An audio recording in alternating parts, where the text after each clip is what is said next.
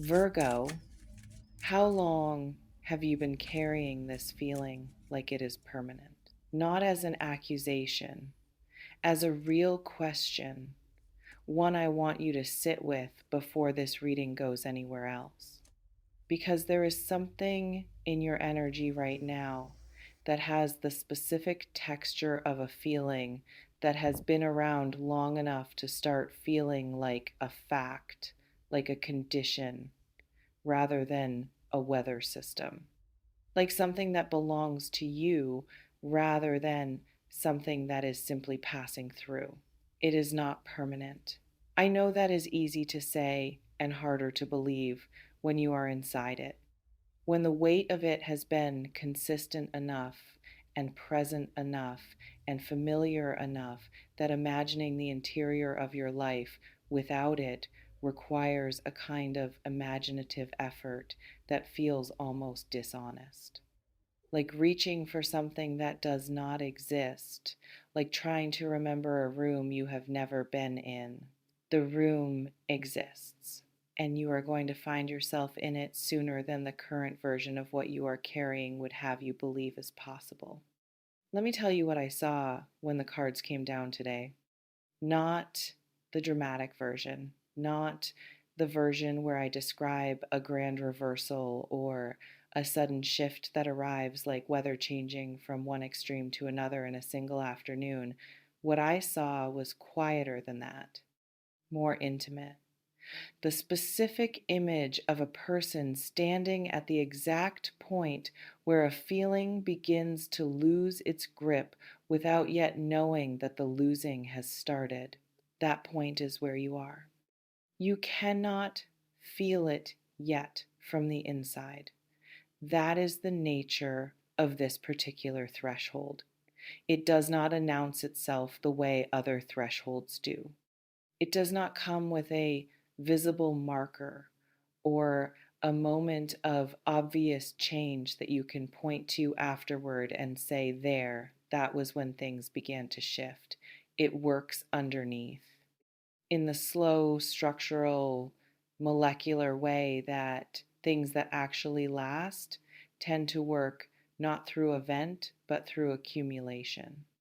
Not through a single morning where you wake up different, but through a series of mornings where the difference is so small it is invisible until one day you look back and the distance between where you were and where you are is undeniable. That accumulation has begun without your permission, without any action on your part to initiate it, simply because you have held this long enough and the holding has done its work, and the next thing, the thing that comes after holding, is already underway in a part of you that the feeling has not yet reached. What is the feeling? I am not going to name it for you, not because I do not feel it clearly, I do. And I will speak to its texture in a moment, but because the specific content of what you are carrying is yours, and the power of this reading is not in me describing it back to you accurately. It is in you recognizing it yourself, in you reading what follows and feeling the specific quiet click of something that has been sitting at the wrong angle suddenly finding its position. But here is what I can say about its texture. It is heavy in a way that has become normalized, meaning you have adjusted to the weight, meaning you have reorganized the way you move through your days to accommodate it without perhaps fully registering that you have reorganized anything. Um, the way people who live near airports stop hearing the planes, not because the planes stop being loud, but because the brain, in its extraordinary capacity for adaptation, eventually reclassifies the persistent as background. You have reclassified something that was never supposed to become background. And the reclassification has cost you something, a quality of lightness that was yours before this feeling settled in and established itself as permanent fixture rather than passing visitor. A specific kind of ease in your own interior that you may not have words for anymore because it has been absent long enough that the memory of it has softened into something you are not entirely sure was real. It was real. It is coming back. Let me speak to what changes first. Because the shift does not arrive all at once, and understanding the sequence of it is going to help you recognize it when it begins rather than missing the early stages because they do not look dramatic enough to register as what they actually are. The first thing that changes is your relationship to the thought of it. Right now, when the feeling or the situation or the person connected to it enters your awareness, there is a specific quality to what that entry produces: a weight, a bracing, a slight contraction somewhere in the body that happens before the mind has even fully registered what arrived, an automatic precognitive response that has been conditioned by the consistency of the feeling into a kind of reflex.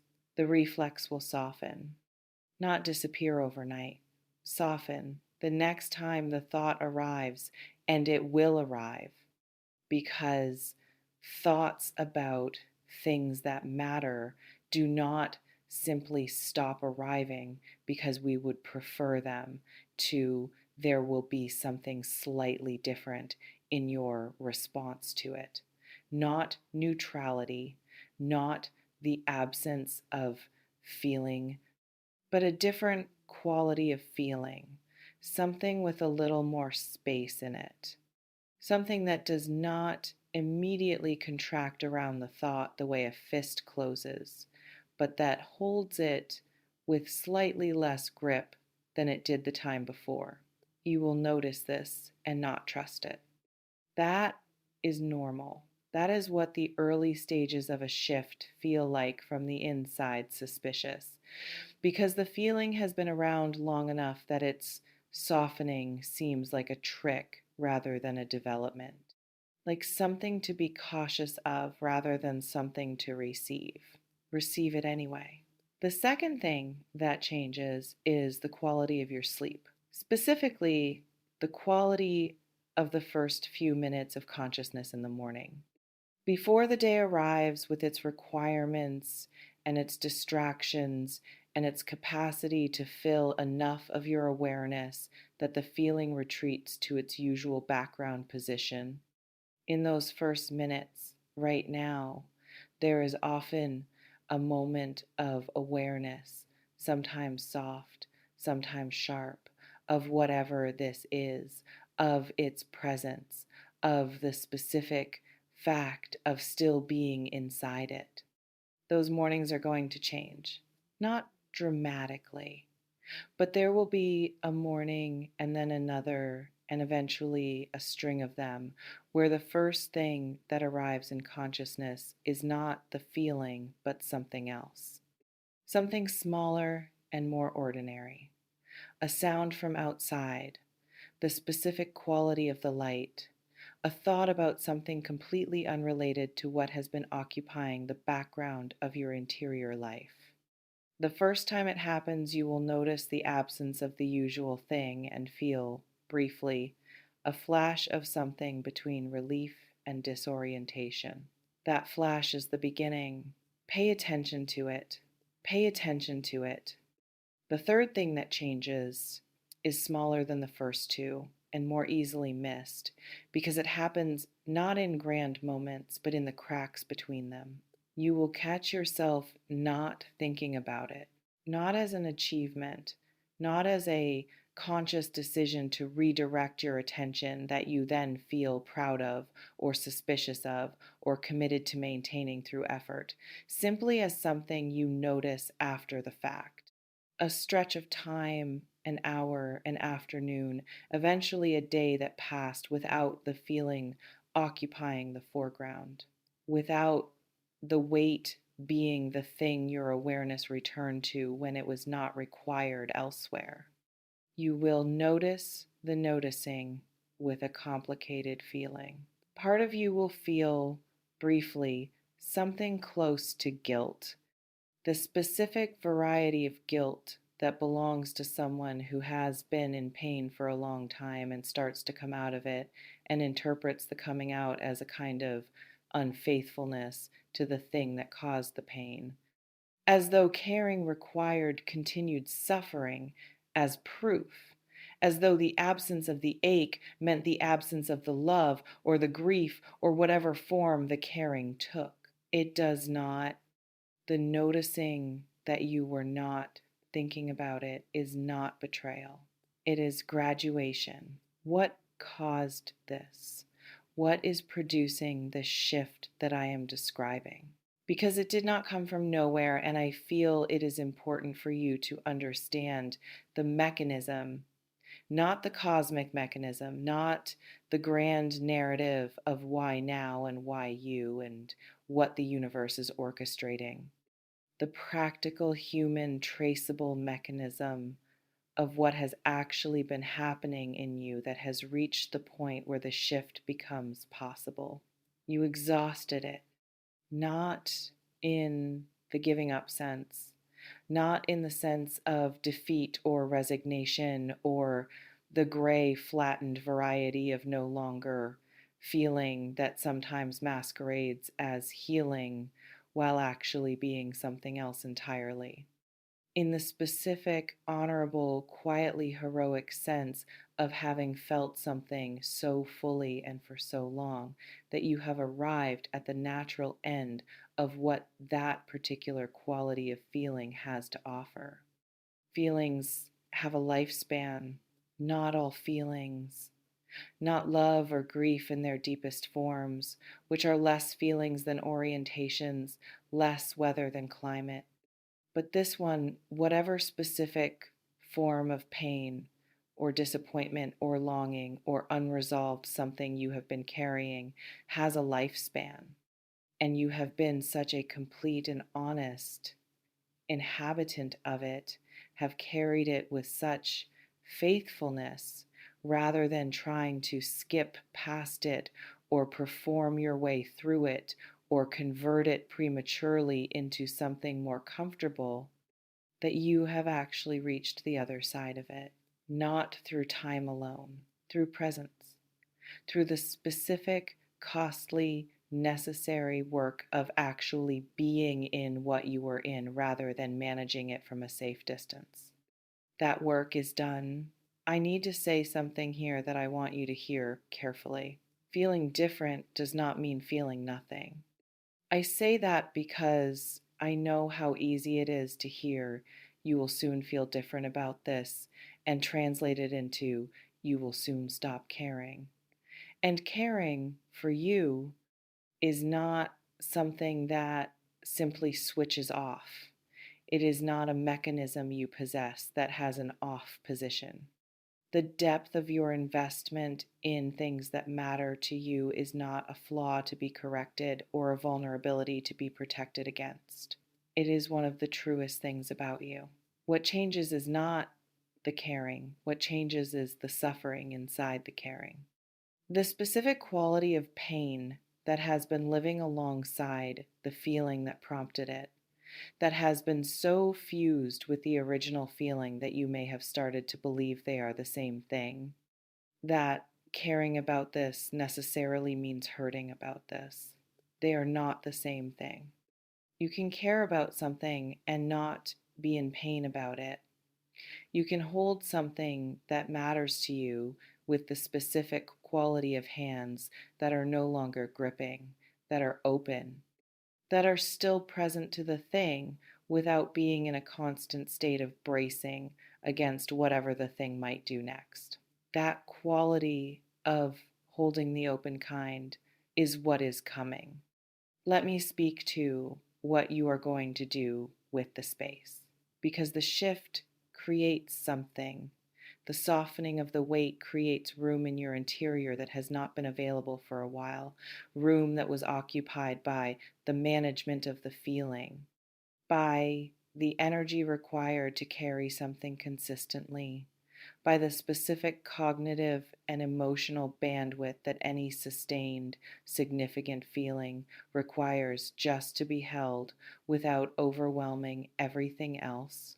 That bandwidth is becoming available, and what you do with it, what rushes in to fill the space that the heavy thing is vacating, is something I see clearly in your energy and want to name.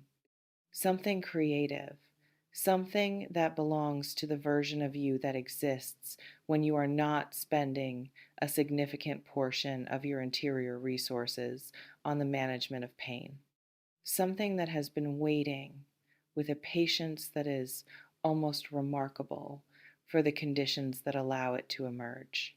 That bandwidth is becoming available, and what you do with it, what rushes in to fill the space that the heavy thing is vacating, is something I see clearly in your energy and want to name. Something creative, something that belongs to the version of you that exists when you are not spending a significant portion of your interior resources on the management of pain. Something that has been waiting with a patience that is almost remarkable for the conditions that allow it to emerge. Before I speak to what that something is, let me tell you what the world starts to look like once the shift takes hold. Color returns, not metaphorically, literally. The specific visual quality of ordinary things, light through a window in the afternoon, the way certain spaces feel when you enter them, the face of someone you love in an unguarded moment, sharpens into a presence it has not had for a while. Because attention that has been pointed inward at the management of something difficult, when it begins to release, does not simply become neutral. It becomes available for the outside world in a way that has a quality of almost embarrassing richness, of things you have seen 100 times, appearing as though you are seeing them for the first time. You are going to feel at some point in the coming period something that you might initially mistake for nostalgia, a longing for something you cannot immediately identify, a sweetness tinged with sadness that does not belong to the feeling you have been carrying, but to something older, something that predates the weight. That is not nostalgia. That is your own interior recognizing itself, remembering what it felt like before it was reorganized around the management of pain. Coming home. This is not a general something, it is specific to you. The specific creative or expressive or building oriented part of your nature that has a particular quality when it is allowed to operate without the drag of sustained suffering. When the interior is lighter and the hands are open and the attention is available to move toward things rather than being required to maintain a defensive position against them, you are going to make something or begin something or return to something that was interrupted by this period. And what you make or begin or return to in the wake of this shift is going to carry the specific quality of everything you were in this feeling. Not in the sense of being about it, but in the sense of being deepened by it, of having access to a register of human experience that the people who have not been in what you have been in simply do not have access to. The feeling, when it is done with you, is going to leave you richer than it found you. That is not consolation. That is what I see in the cards. There is a person connected to this. I feel them at the edges of this reading, and I want to speak to them briefly before I close because their energy is present in the shift in a way that I do not want to leave unaddressed. Whatever their role in what you have been carrying, whether they are the source of it or the subject of it, or someone whose own navigation of their own version of this feeling is somehow interwoven with yours, they are changing to, in parallel, on their own timeline, through their own process, without coordination with yours, but in the same direction. Both of you are moving separately through the final stages of something that has been holding you both in a particular place. And the exit from that place, when it completes for both of you, is going to change what is possible between you.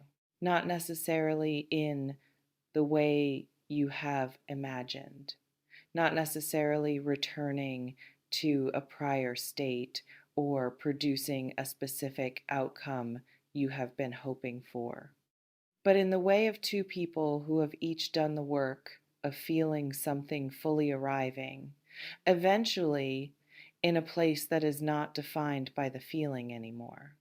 What gets built in that place is not the ruins of what was. It is something new that could not have been built before because you were not ready, and neither were they. Soon, you both will be. I am going to close this differently today. No list of what to leave in the comments, no instruction about what to share or who to send this to. Just this: the next time you feel what you have been feeling and it seems in that moment like the most permanent thing in your interior landscape, remember that you read these words. Remember that something in you recognized what was being described. Remember that recognition itself is evidence that you cannot recognize the beginning of a shift if the shift has not already begun. It has already begun. You felt it when I named it. That feeling, that small, quiet, almost shy thing that moved in you somewhere in the middle of this reading is the shift introducing itself. Say hello back.